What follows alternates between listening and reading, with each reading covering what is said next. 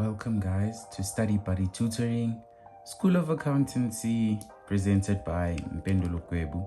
In short terms, we will refer to it as SBT SOA.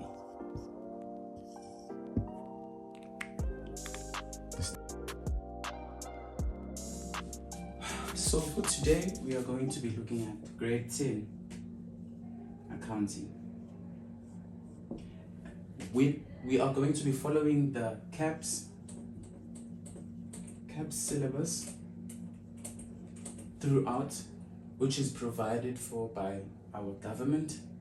And what we are going to be looking at essentially for grade 10, the whole of grade 10, is that you are going to be introduced to the principle that we call a sole trader.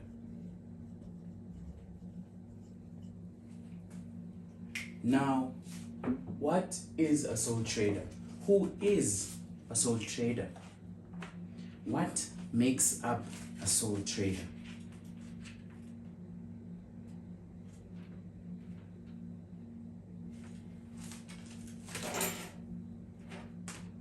A sole trader is a person who trades at their personal capacity. There is no separation between the business and the owner. These two people are treated as one. The disadvantage of this, is that both the owner and the business can be held accountable for any legal actions. So when they sue the business, they essentially sue the owner. But when it comes to a company, these two entities are now separated. And when they sue a business, it does not fall over to the owner.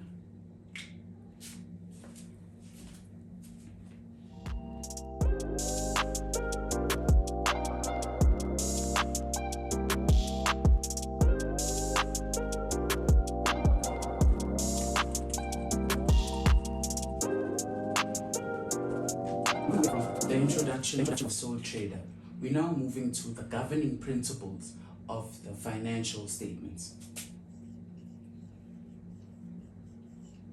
We talked about GAAP principles, generally accepted accounting practices. Now, these are principles that govern how financial statements are prepared.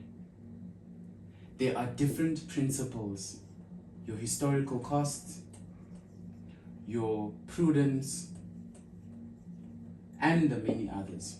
This is purely just theory that just needs you to go through it and understand what each of the principles stand for. Thereafter, we go to control. How does our owner control their assets, their liabilities, and their equity? For an example, vehicles. How do you sustain control? Vehicles. You have a fixed asset register.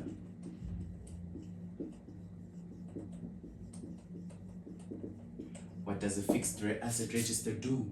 It keeps in check of all the vehicles you have in the business. What else do? You hire security, or you have a plant where the vehicles will be parked, which will have security And that way you are maintaining control of your assets, which are your vehicles.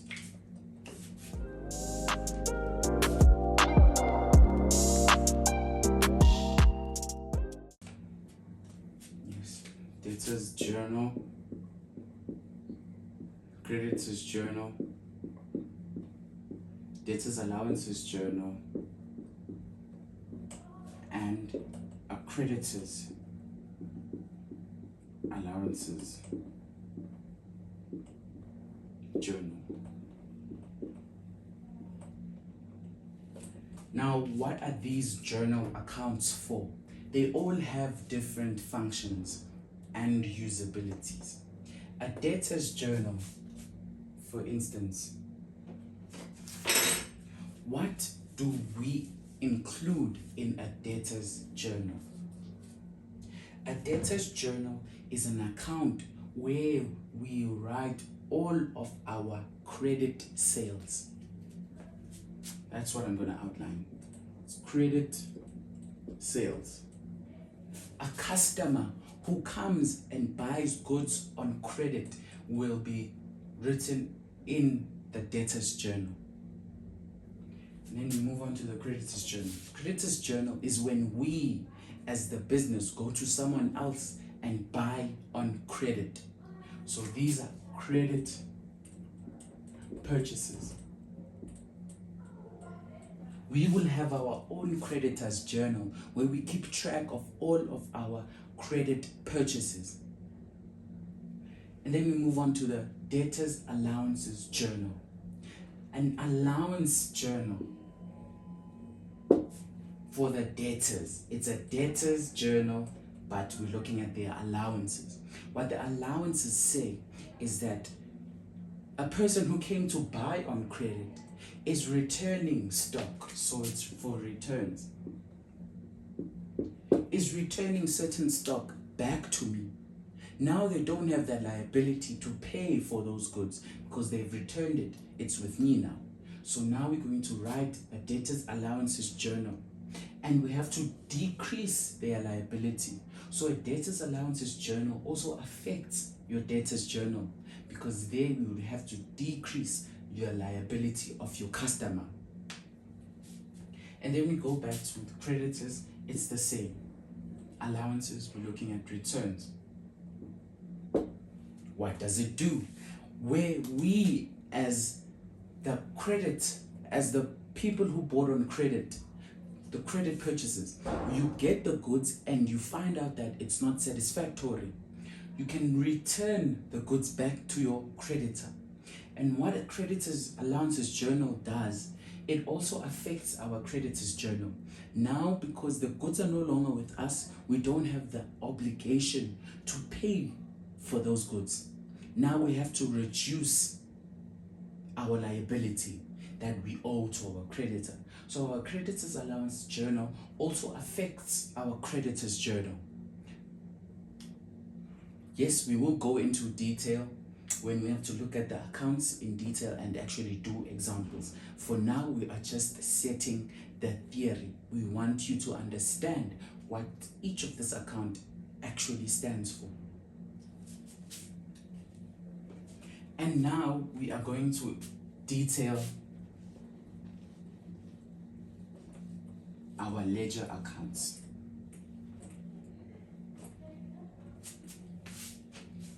We started with the debtor's journal. Now we're looking at debtor's ledger, creditor's ledger, debtor's allowances. Do we have a ledger? No, we don't have a ledger account for debtor's allowances.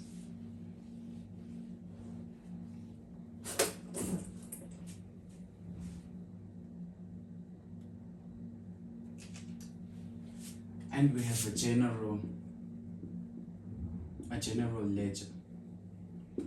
What does a debtor's ledger now do? How is it different from a debtor's journal?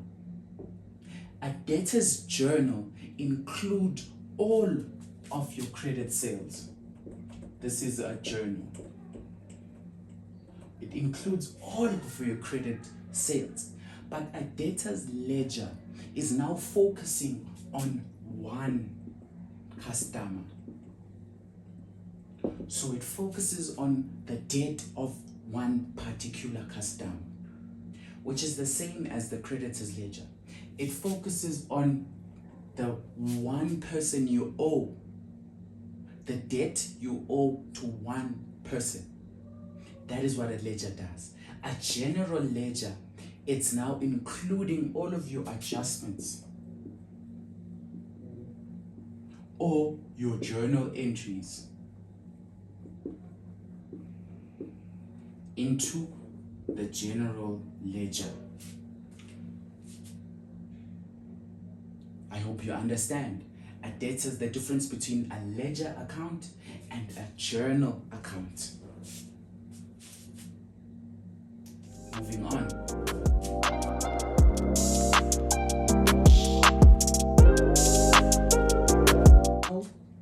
The last thing we're going to look at today is the accounting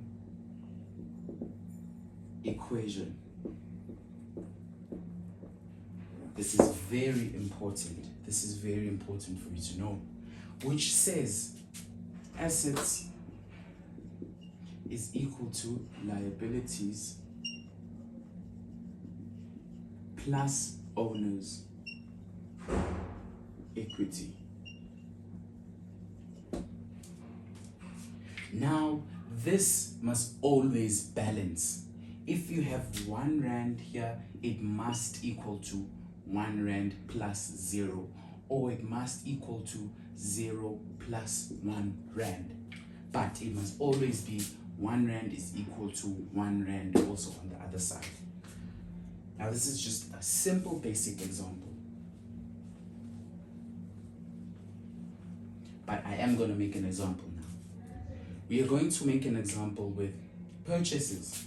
So we're going to have a credit purchase. We purchase vehicles on, okay, first before we go on to an example, let's talk about the different items that go under each one of these headings.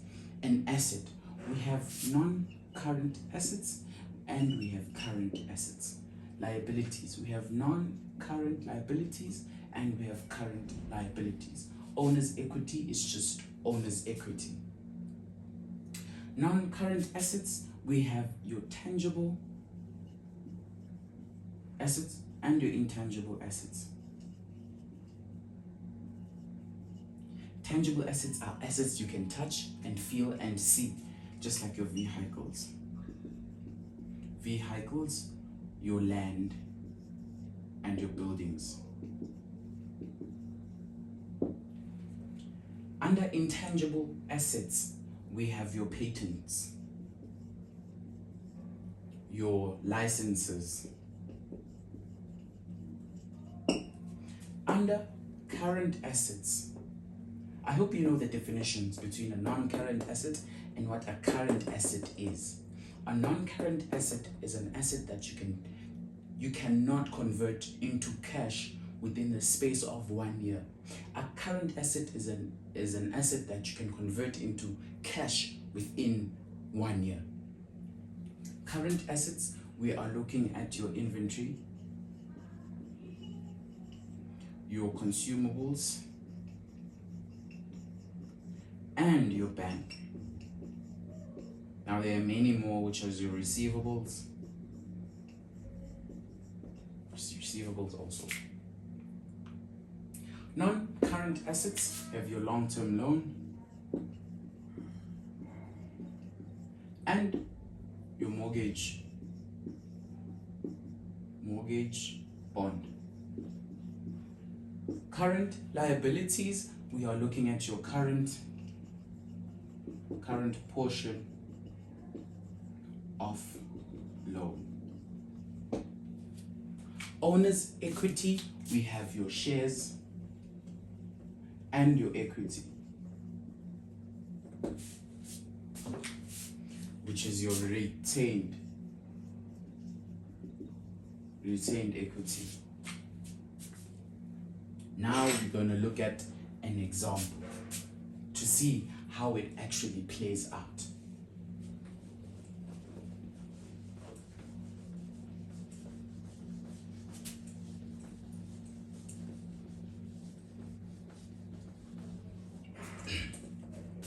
Let's say we buy a car that is 10,000 Rand on credit.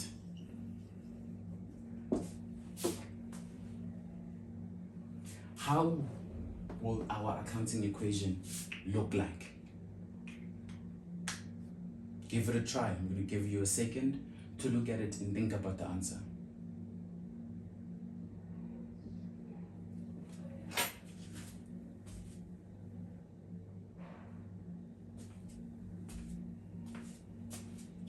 When we buy a car for 10,000 Rand on credit, are our assets affected? That's correct. If you said yes, that's correct. What is affected? Our assets have to increase now. Another important factor, is our debits or credits. Our debits or credits. Our debits or credits. You have to know which side do assets increase on, which side do assets decrease on. Assets increase on the debit side. They decrease on the credit side. Liabilities do the quite opposite.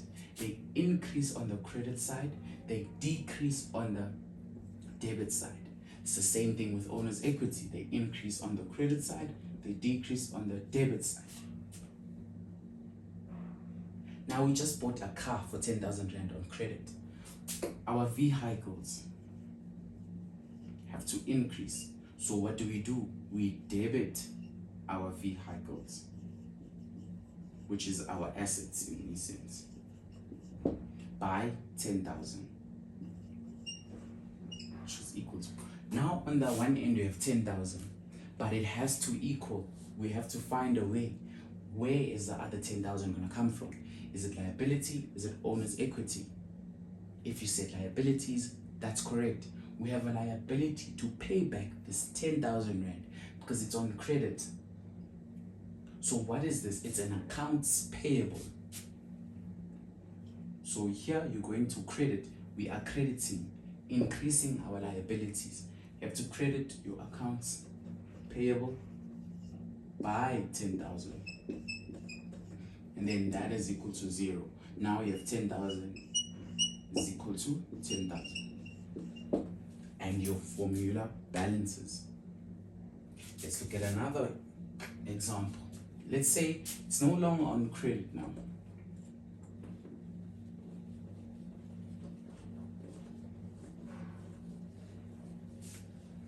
It's no longer on credit, but you buy it cash.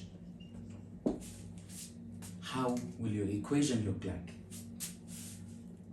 Okay, yes, our assets are still going to increase. So we are going to debit our vehicles with 10,000, 10K. But how is it going to look like on this side? It was on cash, so it's not a liability. So it's 0. Is it owner's equity though? Did we use shares to buy this car? Did we use retained income to buy this car? No, we didn't. So it's still 0. But our equation isn't balancing. What is cash in essence? Cash is an asset to the business. So what is supposed to happen? We are going to credit our bank with 10,000. And once we do this, it balances out and it makes it 0 is equal to 0. And our equation balances out in that way.